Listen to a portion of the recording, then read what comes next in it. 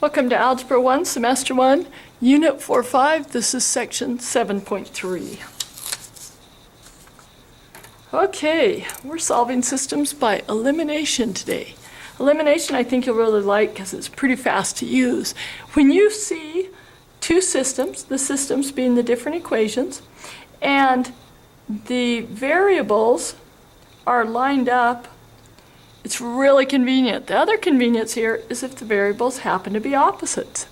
If that occurs, all you need to do is add these equations together and it will eliminate one of your variables because 2x plus negative 2x makes 0. Y plus y would be 2y. 8 plus 10 is 18.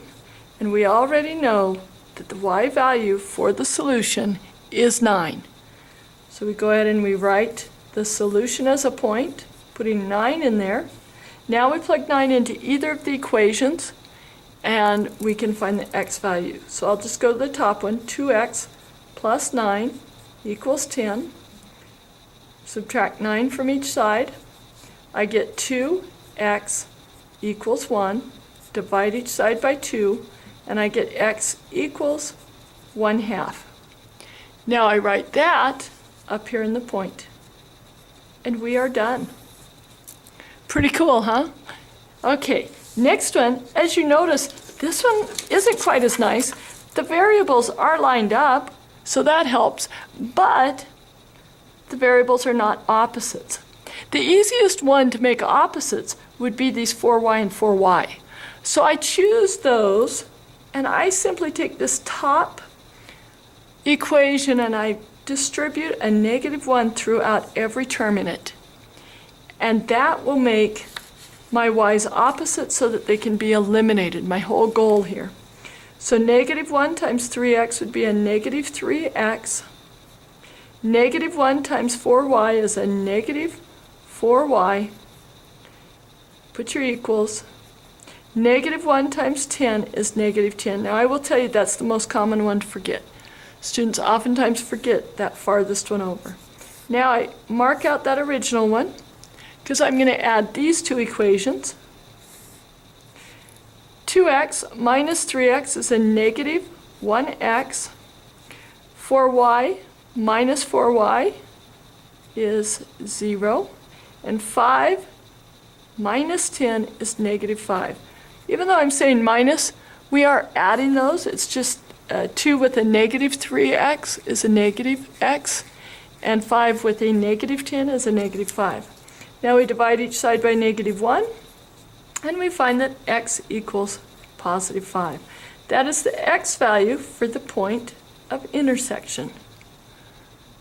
Now we plug that 5 into one of these equations. I'll just use the one that I didn't manipulate with the -1x, so 2 times 5 plus 4y equals 5. Now, another common error is that students will forget which variable they solve for and plug it in for the wrong one. Double check that. We did plug that 5 in for the x, so we're in good shape. We have 10 plus 4y equals 5. Subtract 10 from each side, and we get 4y equals -5.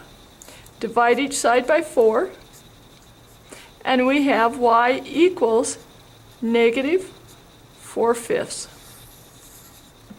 Okay, now I circled that, and I circled this just to show where I've gotten my answers from, but the true answer is up here in the point. Okay, last one. Now here we notice we don't have the equations lined up, so you'll need to bring the x across in order to line these up and then do some manipulating. You could do substitution and get this y by itself, but you'll notice that you would have a fraction right there because you'd be dividing by 3 on each side and you would have a 2/3 x. So most of you don't like using fractions. So instead we will subtract 2x from each side. We get a -2x plus 3y equals 6. That was just simply that one with the 2x eliminated from the one side and the negative 2x on the other side. We just added negative 2x to each side, in other words. Okay, when we go to eliminate these, we notice the x's wipe out. Ooh, and the y's wipe out. This means that we have nothing left over there. 10 plus 6 is 16. Is that true? Is 0 equal to 16? I would hope you said no. So that means there's no solution. Let's picture that on the graph. What does no solution mean? If you said it means that they're parallel lines, you are correct. And if we look at these, they would have the same slope because y would equal negative, or y would equal 2/3, positive 2/3, and here, we bring the 2x across, it would be a negative 2x, divided by a negative 3y, that would be a positive 2/3 as well. So, no solution, they're parallel lines. That is the end of our lesson today. Have a good evening. We'll see you tomorrow in class.